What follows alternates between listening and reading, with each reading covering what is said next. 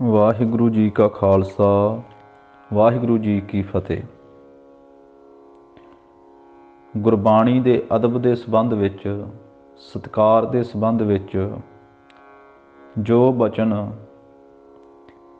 ਸ੍ਰੀਮਾਨ ਸੰਤ ਗਿਆਨੀ ਕਰਤਾਰ ਸਿੰਘ ਜੀ ਖਾਲਸਾ ਭਿੰਡਰਾਂਵਾਲੇ ਮਹਾਂਪੁਰਖਾਂ ਨੇ ਲਿਖੇ, ਉਹਨਾਂ ਦੇ ਸੰਬੰਧ ਵਿੱਚ ਬੇਨਤੀ ਕੀਤੀ ਜਾਂਦੀ ਹੈ ਕਿ ਸਾਨੂੰ ਗੁਰੂ ਕੀ ਬਾਣੀ ਦਾ ਵੱਧ ਤੋਂ ਵੱਧ ਤੇ ਪੂਰਾ ਸਤਿਕਾਰ ਕਰਨਾ ਚਾਹੀਦਾ ਹੈ।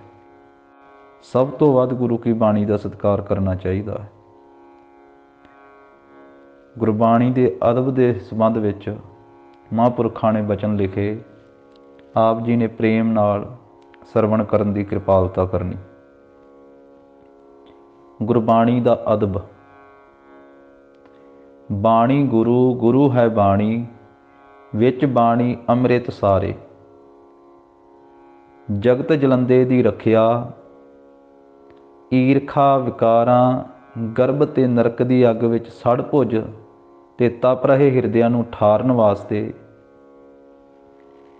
ਸੁੱਕੇ ਮੁਰਝਾਏ ਤੇ ਕੁਮਲਾਏ ਮਨਾਂ ਨੂੰ ਖਿੜੇ ਹਰੇ ਬਾਗ ਕਰਨ, ਵਿਛੜੀਆਂ ਰੂਹਾਂ ਨੂੰ ਮੇਲਣ, ਪਸ਼ੂ ਪ੍ਰੇਤ ਮੁਗਧ ਪੱਥਰ ਤੇ ਪਾਪੀਆਂ ਨੂੰ ਤਾਰਨ, ਸਰਬ ਜੀਆਂ ਦੀ ਸਦਾ ਕਲਿਆਣ ਕਰਨ ਵਾਸਤੇ, ਅੰਮ੍ਰਿਤ ਦਾਤੇ ਸਰਬੰਸ ਦਾਨੀ ਧਰਮੀ ਪਿਤਾ ਸ੍ਰੀ ਗੁਰੂ ਗੋਬਿੰਦ ਸਿੰਘ ਜੀ ਮਹਾਰਾਜ ਨੇ ਆਪਣੇ ਜੋਤੀ ਜੋਤ ਸਮਾਉਣ ਤੋਂ 3 ਦਿਨ ਪਹਿਲਾਂ ਦਸਾਂ ਹੀ ਪਾਤਸ਼ਾਹੀਆਂ ਦੀ ਆਤਮਿਕ ਜੋਤ ਸ੍ਰੀ ਗੁਰੂ ਗ੍ਰੰਥ ਸਾਹਿਬ ਜੀ ਨੂੰ ਆਪਣੇ ਹੱਥੀਂ ਜੁਗੋ ਜੁਗ ਅਟਲ ਗੁਰਤਾ ਗੱਦੀ ਬਖਸ਼ ਕੇ ਸਦਾ ਲਈ ਚਵਰ ਤਖਤ ਛਤਰ ਦੇ ਮਾਲਕ ਬਣਾ ਕੇ ਸਭ ਸੰਸਾਰ ਨੂੰ ਸ਼ਬਦ ਗੁਰੂ ਸੁਰਤ ਧੁਨ ਚੇਲਾ ਦੇ ਸ੍ਰੀ ਮੁਖ ਵਾਕ ਅਨੁਸਾਰ ਸ਼ਰਨੀ ਪਾਇਆ।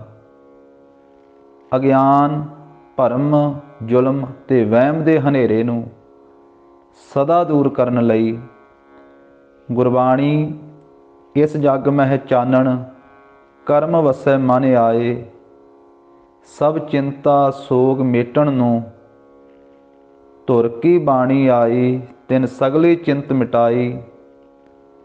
ਭਾਉ ਭਗਤੀ ਦੁਆਰਾ ਪਰਮੇਸ਼ਰ ਦੀ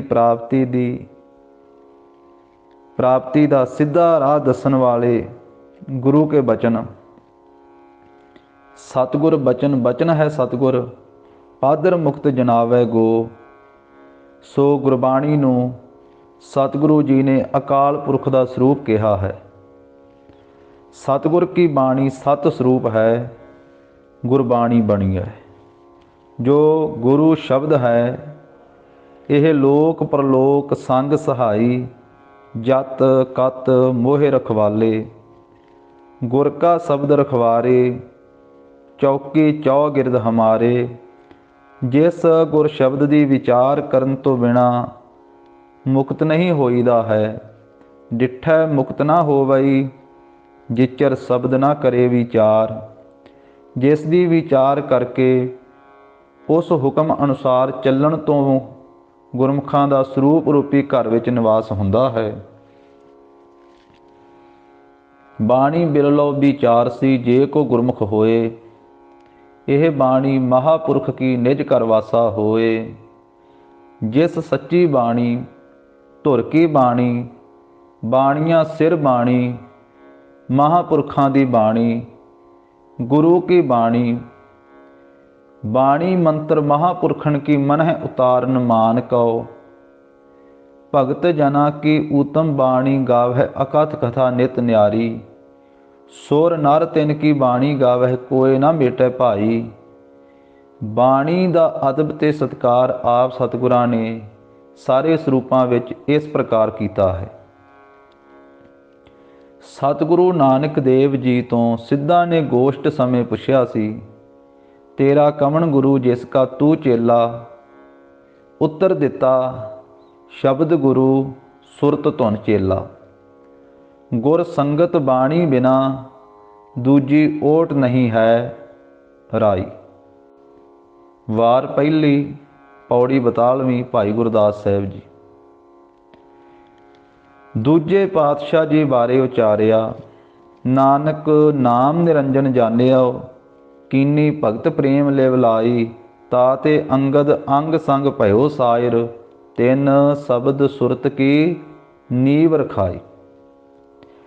ਤੀਜੇ ਪਾਤਸ਼ਾਹ ਜੀ ਨੇ ਫਰਮਾਇਆ, ਆਵਹੁ ਸਿੱਖ ਸਤਿਗੁਰੂ ਕੇ ਪਿਆਰੇ ਹੋ, ਗਾਵਹੁ ਸੱਚੀ ਬਾਣੀ, ਬਾਣੀ ਤਾਂ ਗਾਵਹੁ ਗੁਰੂ ਕੇਰੀ, ਬਾਣੀਆਂ ਸਿਰ ਬਾਣੀ, ਜਿਨ ਕਉ ਨਦਰ ਕਰਮ ਹੋਵੈ, ਹਿਰਦੈ ਤਿਨਾ ਸਮਾਣੀ, ਪੀਵਹੁ ਅੰਮ੍ਰਿਤ ਸਦਾ ਰਹੋ ਹਰ ਰੰਗ, ਜਪਿਓ ਸਾਰਿਗ ਪਾਣੀ, ਕਹੈ ਨਾਨਕ ਸਦਾ ਗਾਵਹੁ ਇਹ ਸੱਚੀ ਬਾਣੀ। ਗੁਰਬਾਣੀ ਇਸ ਜਗ ਮਹਿ ਚਾਨਣ, ਕਰਮ ਵਸੈ ਮਨ ਆਏ। ਤੀਜੇ ਪਾਤਸ਼ਾਹ ਧੰਨ ਸ੍ਰੀ ਗੁਰੂ ਅਮਰਦਾਸ ਸਾਹਿਬ ਮਹਾਰਾਜ ਜੀ ਨੇ ਆਪਣੇ ਸਾਹਿਬਜ਼ਾਦੇ ਬਾਬਾ ਮੋਹਨ ਜੀ ਨੂੰ ਫਰਮਾਇਆ ਕਿ ਇਹ ਬਾਣੀ ਸਾਂਭ ਕੇ ਰੱਖੀ ਤੇ ਪੰਜਵੇਂ ਪਾਤਸ਼ਾਹ ਜੀ ਤੋਂ ਬਿਨਾਂ ਹੋਰ ਕਿਸੇ ਨੂੰ ਨਾ ਦੇਵੀਂ। ਅਤੇ ਪੰਜਵੇਂ ਸਰੂਪ ਨੂੰ ਉਹਨਾਂ ਨੇ ਬਾਲ ਲੀਲਾ ਸਮੇਂ ਵਰ ਦਿੱਤਾ, ਦੋਹਿਤਾ ਬਾਣੀ ਕਾ ਬੋਹਿਥਾ। ਗੁਰਬਾਣੀ ਨੂੰ ਸੰਸਾਰੀ ਜੀਵਾਂ ਨੂੰ ਤਾਰਨ ਵਾਲਾ ਜਹਾਜ਼ ਕਿਹਾ। ਗੁਰ ਜਹਾਜ਼ ਖੇਵਟ ਗੁਰੂ, ਗੁਰ ਬਿਨ ਤਰਿਆ ਨਾ ਕੋਏ। ਚੌਥੇ ਸਰੂਪ ਵਿੱਚ ਬਾਣੀ ਗੁਰੂ, ਗੁਰੂ ਹੈ ਬਾਣੀ, ਵਿੱਚ ਬਾਣੀ ਅੰਮ੍ਰਿਤ ਸਾਰੇ, ਇਹ ਬਚਨ ਫਰਮਾਇਆ। ਪੰਜਵੇਂ ਸਰੂਪ ਵਿੱਚ ਧੰਨ ਸ੍ਰੀ ਗੁਰੂ ਅਰਜਨ ਦੇਵ ਸਾਹਿਬ ਜੀ ਮਹਾਰਾਜ ਆਪ ਪੋਥੀਆਂ ਲੈਣ ਵਾਸਤੇ ਬਾਬਾ ਮੋਹਨ ਜੀ ਪਾਸ ਜਾ ਕੇ ਗਲੀ ਵਿੱਚ ਬੈਠ ਕੇ ਕੀਰਤਨ ਕੀਤਾ ਤੇ ਪੋਥੀਆਂ ਪ੍ਰਾਪਤ ਕਰਕੇ ਅਦਬ ਨਾਲ ਪਾਲਕੀ ਸਾਹਿਬ ਵਿੱਚ ਅਸਥਾਪਨ ਕਰਕੇ ਆਪ ਬਰਾਬਰ ਨਹੀਂ ਚੜ੍ਹੇ, ਘੋੜੇ ਤੇ ਅਸਵਾਰ ਨਹੀਂ ਹੋਏ, ਸਗੋਂ ਨੰਗੇ ਚਰਨੀ ਚੌਰ ਕਰਦੇ ਹੋਏ ਖੱਬੇ ਪਾਸੇ ਚੱਲਦੇ ਚੱਲਦੇ ਸ੍ਰੀ ਅੰਮ੍ਰਿਤਸਰ ਪਹੁੰਚੇ। 68 ਘਾਟ ਵਾਲੇ ਥੜੇ ਸਾਹਿਬ ਤੇ, ਜੋ ਦੁੱਖ ਭੰਜਨੀ ਬੇਰੀ ਦੇ ਪਾਸ ਹੈ, ਆਪਣੇ ਪਰਮ ਸੇਵਕ ਸਿੱਖੀ ਦੇ ਥੰਮ ਬਾਬਾ ਬੁੱਢਾ ਜੀ ਨੂੰ ਸਾਰੀ ਰਾਤ ਚੌਰ ਦੀ ਸੇਵਾ ਤੇ ਪਹਿਰੇ ਤੇ ਟਿਕਾ ਕੇ ਕੀਰਤਨ ਕਰਵਾਇਆ ਤੇ ਸਾਰੀ ਬਾਣੀ ਦੀ ਬੀੜ ਬੰਨ੍ਹ ਕੇ ਸ੍ਰੀ ਰਾਮਸਰ ਸਾਹਿਬ ਵਾਲੇ ਅਸਥਾਨ ਤੇ ਭਾਈ ਗੁਰਦਾਸ ਸਾਹਿਬ ਜੀ ਨੂੰ ਲਿਖਾਰੀ ਲਾ ਕੇ ਸਾਰੀ ਬਾਣੀ ਦੀ ਬੀੜ ਬੰਨ੍ਹ ਕੇ ਸ੍ਰੀ ਹਰਿਮੰਦਰ ਸਾਹਿਬ ਵਿੱਚ ਪ੍ਰਕਾਸ਼ ਕਰਕੇ ਫਿਰ ਕਦੇ ਆਪ ਗੱਦੀ ਵਿਛਾ ਕੇ ਬਰਾਬਰ ਨਹੀਂ ਸੱਜੇ। ਆਪ ਜੀ ਨੇ ਗੁਰਬਾਣੀ ਦਾ ਸਤਿਕਾਰ ਤੇ ਅਦਬ ਕਰਕੇ ਸਾਨੂੰ ਸਿੱਖਿਆ ਦਿੱਤੀ। ਮੰਦਰ ਭਾਗ ਜੁਗਤ ਸਿਵ ਰਹਿਤਾ। ਸ੍ਰੀ ਹਰਿਮੰਦਰ ਸਾਹਿਬ ਦੇ ਵਿੱਚ ਵੀ ਉਸ ਤੋਂ ਬਾਅਦ ਸਤਿਗੁਰੂ ਜੀ ਗੁਰਸਿੱਖਾਂ ਦੇ ਪਾਸ ਹੀ ਹਰਿਮੰਦਰ ਸਾਹਿਬ ਦੇ ਇੱਕ ਕੋਨੇ ਦੇ ਵਿੱਚ ਚੌਂਕੜਾ ਲਾ ਕੇ ਬੈਠਿਆ ਕਰਦੇ।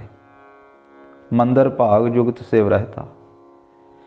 ਕੋਠੜੀ ਸਾਹਿਬ ਜਿੱਥੇ ਰਾਤ ਨੂੰ ਸੁੱਖ ਆਸਣ ਕੀਤੇ, ਉੱਥੇ ਆਪ ਹੋਰ ਪਲੰਘੇ ਤੇ ਬਰਾਬਰ ਨਹੀਂ, ਸਗੋਂ ਧਰਤੀ ਤੇ ਉਸ ਪਲੰਘ ਦੇ ਥੱਲੇ ਵਿਰਾਜਦੇ ਰਹੇ। ਉਸ ਪਲੰਘ ਦੇ ਉੱਤੇ ਸ੍ਰੀ ਪੋਥੀ ਸਾਹਿਬ ਜੀ ਦਾ, ਸ੍ਰੀ ਗੁਰੂ ਗ੍ਰੰਥ ਸਾਹਿਬ ਜੀ ਦਾ ਸੁੱਖ ਆਸਣ ਕੀਤਾ ਗਿਆ ਤੇ ਸਤਿਗੁਰੂ ਪੰਚਮ ਪਾਤਸ਼ਾਹ ਉਸ ਪਲੰਘ ਦੇ ਥੱਲੇ ਵਿਰਾਜਦੇ ਰਹੇ, ਜੋ ਹੁਣ ਤੱਕ ਸ੍ਰੀ ਗੁਰੂ ਗ੍ਰੰਥ ਸਾਹਿਬ ਜੀ ਦੇ ਪਲੰਘੇ ਦੇ ਥੱਲੇ ਚਿੱਟੀ ਚਾਦਰ ਯਾਦਗਾਰ ਵਜੋਂ ਵਿਛਾਈ ਜਾਂਦੀ ਹੈ। ਦਲ ਭੰਜਨ ਗੁਰ ਸੂਰਮਾ ਵਡ ਜੋਧਾ ਬਹੁ ਪਰ ਉਪਕਾਰੀ। ਛੇਵੇਂ ਸਤਿਗੁਰਾਂ ਨੇ ਸ੍ਰੀ ਹਰ ਗੋਬਿੰਦਪੁਰ ਸਾਹਿਬ ਦਾ ਜੰਗ ਫਤਿਹ ਕਰਕੇ ਭਾਈ ਗੋਪਾਲੇ ਤੋਂ ਸ੍ਰੀ ਜਪਜੀ ਸਾਹਿਬ ਦਾ ਸ਼ੁੱਧ ਪਾਠ ਸੁਣ ਕੇ ਉਸ ਨੂੰ ਗੁਰਤਾ ਗੱਦੀ ਦੇਣ ਤੱਕ ਤਿਆਰਾ ਕਰ ਲਿਆ ਸੀ। ਭਾਈ ਗੋਪਾਲੇ ਨੇ ਘੋੜੇ ਦੀ ਇੱਛਾ ਪ੍ਰਗਟ ਕੀਤੀ, ਫਿਰ ਉਸ ਨੂੰ ਘੋੜਾ ਦਿੱਤਾ। ਸਤਵੇਂ ਪਾਤਸ਼ਾਹ ਜੀ ਦੇ ਦਰਬਾਰ ਵਿੱਚ ਦੂਰ ਦੇਸ਼ ਦੀ ਸੰਗਤ ਕੀਰਤਨ ਕਰਦੀ ਹੋਈ ਆਈ। ਅਤਿਅੰਤ ਨੇੜੇ ਪਹੁੰਚੀ ਤਾਂ ਆਪ ਗੁਰਬਾਣੀ ਦਾ ਅਦਬ ਰੱਖਣ ਵਾਸਤੇ ਬੜੀ ਛੇਤੀ ਪਲੰਘੇ ਤੋਂ ਉੱਠੇ ਤੇ ਬਾਹੀ ਨਾਲ ਗੋਡਾ ਵੱਜਣ ਤੋਂ ਚੋਟ ਲੱਗ ਗਈ। ਸੰਗਤਾਂ ਦੇ ਹੈਰਾਨ ਹੋ ਕੇ ਪੁੱਛਣ ਤੋਂ ਕਿ ਇੰਨੀ ਕਾਹਲੀ ਨਾਲ ਕਿਉਂ ਉੱਠੇ ਹੋ, ਤਾਂ ਫਰਮਾਇਆ ਕਿ ਭਾਈ ਸੰਗਤ ਗੁਰੂ ਕੀ ਬਾਣੀ ਪੜ੍ਹ ਰਹੀ ਸੀ। ਗੁਰਬਾਣੀ ਦਾ ਅਦਬ ਰੱਖਣ ਲਈ ਛੇਤੀ ਉੱਠੇ ਹਾਂ। ਜੇ ਅਸੀਂ ਹੀ ਗੁਰਬਾਣੀ ਦਾ ਅਦਬ ਨਹੀਂ ਰੱਖਾਂਗੇ ਤਾਂ ਹੋਰ ਕੌਣ ਰੱਖੇਗਾ।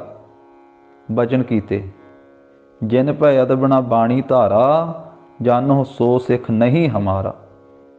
ਗੁਰਪ੍ਰਤਾਪ ਸੂਰਜ ਗ੍ਰੰਥ ਰਾਸ 10ਵੀਂ ਅੰਸੂ 21।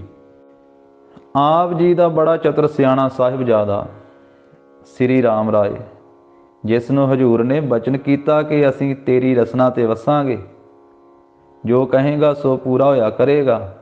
ਇਸੇ ਤਰ੍ਹਾਂ ਹੀ ਹੋਇਆ। ਨੁਰੰਗੇ ਦੀ ਸਭਾ ਵਿੱਚ ਬੇਅੰਤ ਕਰਾਮਾਤਾਂ ਵਿਖਾਈਆਂ। ਹਰ ਰੋਜ਼ ਦੇ 13,000 ਰੁਪਏ ਇਸ ਦੇ ਡੇਰੇ ਵਿੱਚ ਬਾਦਸ਼ਾਹ ਵੱਲੋਂ ਪਹੁੰਚਦੇ, ਪਰ ਜਦੋਂ ਗੁਰਬਾਣੀ ਦਾ ਕੇਵਲ ਅੱਧਾ ਅੱਖਰ ਮਿੱਟੀ ਮੁਸਲਮਾਨ ਕੀ ਦੀ ਥਾਂ ਬੇਈਮਾਨ ਕਹਿ ਕੇ ਜ਼ੁਬਾਨੀ ਬਦਲਿਆ, ਤਾਂ ਸਤਿਗੁਰੂ ਹਰਿ ਰਾਏ ਸਾਹਿਬ ਜੀ ਨੇ ਅਤਿਅੰਤ ਨਾਰਾਜ਼ ਹੋ ਕੇ ਕਹਿ ਦਿੱਤਾ ਕਿ ਵੱਡੇ ਸਤਿਗੁਰਾਂ ਦੀ ਧੁਰਕੀ ਬਾਣੀ ਦਾ ਅੱਖਰ ਬਦਲਣ ਵਾਲਾ ਸਾਡੇ ਮੱਥੇ ਤੱਕ ਨਾ ਲੱਗੇ। ਜਿੱਧਰ ਨੂੰ ਮੂੰਹ ਹੈ ਉਧਰੇ ਚਲਾ ਜਾਏ। ਸਗੋਂ ਇੱਥੋਂ ਤੱਕ ਕਿਹਾ ਕਿ ਕੋਈ ਵੀ ਸਿੱਖ ਪੂਜਾ ਭੇਟਾ ਨਾ ਦੇਵੇ। ਇਉਂ ਗੁਰੂ ਘਰ ਵਿੱਚੋਂ ਖਾਰਜ ਕੀਤਾ। 8ਵੇਂ ਅਤੇ 9ਵੇਂ ਪਾਤਸ਼ਾਹ ਜੀ ਨੇ ਵੀ ਗੁਰਬਾਣੀ ਦਾ ਬਹੁਤ ਅਦਬ ਤੇ ਸਤਿਕਾਰ ਕੀਤਾ। 10ਵੇਂ ਪਾਤਸ਼ਾਹ ਜੀ ਦੇ ਹਜ਼ੂਰ ਅੰਮ੍ਰਿਤ ਵੇਲੇ ਇੱਕ ਸਿੰਘ ਜ਼ੁਬਾਨੀ ਬਾਣੀ ਦਾ ਨਿਤਨੇਮ ਕਰ ਰਿਹਾ ਸੀ। 10ਵੇਂ ਪਾਤਸ਼ਾਹ ਜੀ ਦੇ ਹਜ਼ੂਰ ਅੰਮ੍ਰਿਤ ਵੇਲੇ ਇੱਕ ਸਿੰਘ ਜ਼ੁਬਾਨੀ ਬਾਣੀ ਦਾ ਨਿਤਨੇਮ ਕਰ ਰਿਹਾ ਸੀ। ਜਦੋਂ ਦੱਖਣੀ ਓਅੰਕਾਰ ਦੀ ਬਾਣੀ ਪੜ੍ਹਦਿਆਂ ਹੋਇਆਂ ਕਰਤੇ ਕੀ ਮਿਤ ਕਰਤਾ ਜਾਣੈ, ਕੈ ਜਾਣੈ ਗੁਰ ਸੂਰਾ ਵਾਲੀ ਪੰਕਤੀ ਆਈ, ਤਾਂ ਕੈ ਦੀ ਥਾਂ ਕੇ ਪੜ੍ਹ ਗਿਆ। ਸਤਿਗੁਰੂ ਜੀ ਨੇ ਦੂਜੇ ਸਿੰਘ ਤੋਂ ਉਸ ਨੂੰ ਚਾਟਾਂ ਮਰਵਾਈਆਂ। ਭਰੇ ਦੀਵਾਨ ਵਿੱਚ ਉਸ ਸਿੰਘ ਨੇ ਬੇਨਤੀ ਕੀਤੀ ਕਿ ਹਜ਼ੂਰ, ਜੇ ਗੁਰਬਾਣੀ ਪੜ੍ਹਨ ਨਾਲ ਇੱਥੇ ਮਾਰ ਪੈਂਦੀ ਹੈ ਤਾਂ ਪਰਲੋਕ ਵਿੱਚ ਸਾਡਾ ਕੀ ਹਾਲ ਹੋਵੇਗਾ।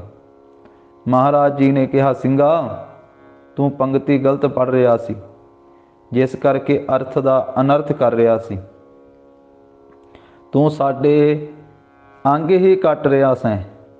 ਗੁਰਬਾਣੀ ਸਾਡਾ ਸਰੀਰ, ਅੱਖਰ, ਅੰਗ ਤੇ ਲਗਾ ਮਾਤਰਾ ਰੋਮ ਹਨ। ਗੁਰਬਾਣੀ ਸਾਡਾ ਸਰੀਰ ਹੈ, ਅੱਖਰ, ਅੰਗ ਤੇ ਲਗਾ ਮਾਤਰਾ ਰੋਮ ਹਨ। ਦੂਸਰ ਰੂਪ ਗ੍ਰੰਥ ਜੀ ਜਾਨੋ, ਆਪਨ ਅੰਗ ਮੇਰੇ ਕਰ ਮਾਨੋ, ਰੋਮ ਰੋਮ ਅੱਖਰ ਮੋਹਿ ਲਹੋ, ਬਾਤ ਯਥਾਰਥ ਤੁਮ ਸੋ ਕਹੋ। ਰਹਿਤਨਾਮਾ ਭਾਈ ਨੰਦ ਲਾਲ ਜੀ। 10 ਹੀ ਸਰੂਪਾਂ ਵਿੱਚ ਸਤਿਗੁਰਾਂ ਨੇ ਗੁਰਬਾਣੀ ਦਾ ਬਹੁਤ ਅਦਬ, ਸਤਿਕਾਰ ਤੇ ਭੈ ਰੱਖਿਆ। ਜਿਵੇਂ ਸਤਿਗੁਰਾਂ ਨੇ ਗੁਰਬਾਣੀ ਦਾ ਸਤਿਕਾਰ ਕੀਤਾ ਹੈ, ਤਿਵੇਂ ਸਾਨੂੰ ਵੀ ਕਰਨਾ ਚਾਹੀਦਾ। ਗੁਰਬਾਣੀ ਦੇ ਸਤਿਕਾਰ ਤੇ ਅਦਬ ਲਈ ਕੁਝ ਕੁ ਹੇਠ ਲਿਖੇ ਨਿਯਮ ਜ਼ਰੂਰੀ ਹਨ, ਜੋ ਅੱਗੇ ਬੇਨਤੀ ਕੀਤੀ ਜਾਵੇਗੀ। ਕਿ ਇਸ਼ਨਾਨ ਕਰੇ ਤੋਂ ਬਿਨਾਂ, ਜੋੜੇ ਵਾਲੇ ਚਰਨ ਧੋਤੇ ਤੋਂ ਬਿਨਾਂ ਅਤੇ ਜੁਰਾਬਾਂ ਤੇ ਦਸਤਾਨੇ ਪਹਿਰ ਕੇ ਕਦੇ ਵੀ ਸਤਿਗੁਰੂ ਜੀ ਦੀ ਤਾਬਿਆ ਨਹੀਂ ਬੈਠਣਾ।